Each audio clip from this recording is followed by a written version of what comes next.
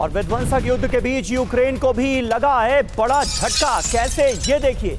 Ukraine को लंबी दूरी की मिसाइल नहीं देगा अमेरिका। यूक्रेन को टॉमहॉक मिसाइलें अमेरिका से नहीं मिलेंगी। अमेरिका ने यूक्रेन को टॉमहॉक मिसाइलें देने का ऐलान किया था, लेकिन अब ये नहीं होने जा रहा। टॉमहॉक मिसाइलें अमेरिका से यूक्रेन को नहीं मिलेंगी।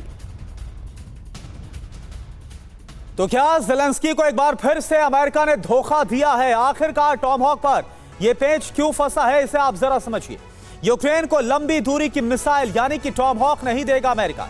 रूस तक मार करने वाली मिसाइल देने से अमेरिका का साफ तौर पर इंकार।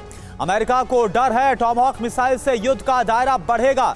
टॉमहॉक मिसाइल से रूसी और अमेरिका जो संबंध हैं और ज्यादा खराब होंगे। अमेरिका हर साल 200 टॉमहॉक का प्रोडक्शन करता है। अब सवाल क्या है, क्या पुतिन की वार्निंग से अमेरिका बैकफुट पर आ गया है?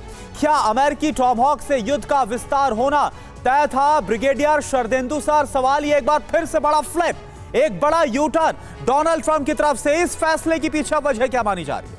डोनाल्ड ट्रंप पहले अलास्का की जो मीटिंग हुई उससे उनका एक मकसद है, कहीं ना कहीं वो चाहते हैं कि सीज फायर का क्रेडिट वो लें और उसमें वो लगातार कोशिश कर रहे हैं। एक तरफ वो प्रेशर बनाते हैं यूक्रेन पे, दूसरी तरफ रशिया को भी एंटेगनाइज नहीं करना चाहते हैं। अगर टॉमहॉक मिसाइल की सप्लाई हो जाती तो रशिया बोलता कि डायरेक्ट अमेरिका इस युद्ध में इन्वॉल्व हो रहा। और टॉमहॉक एक छोटा मोटा मिसाइल नहीं है, क्रूज मिसाइल है। इसकी रेंज में तमाम रशिया के शहर आते हैं और साथ में जब टॉमहॉक मिसाइल आती तो उनका infrastructure, launching system, training crew, launching crew भी आता। तो इसमें डायरेक्ट अमेरिका का इन्वॉल्वमेंट हो रहा था और युद्ध एक डिफरेंट लेवल पे जाता हुआ नजर आ रहा। एक तरफ अटलांटिक ओशन में जब पेट्रोल वेसल जो रशिया के फ्रांस पकड़ लेता है, देखिए उसी के तहत रशिया ने किया क्या है, ड्रोन लॉन्च करके अपने इंटेलिजेंस को अपडेट किया। ये भी रिपोर्ट आ रही कि जो चाइनीज सैटेलाइट लॉन्च किए गए उससे भी इंफॉर्मेशन शेयरिंग चल रहा है चाइना और रशिया का। तो रशिया अपने आप को फोर्टिफाई कर रहा है, तमाम तरीके के अपने टारगेट लिस्ट, जो टारगेटिंग के जो सिस्टम है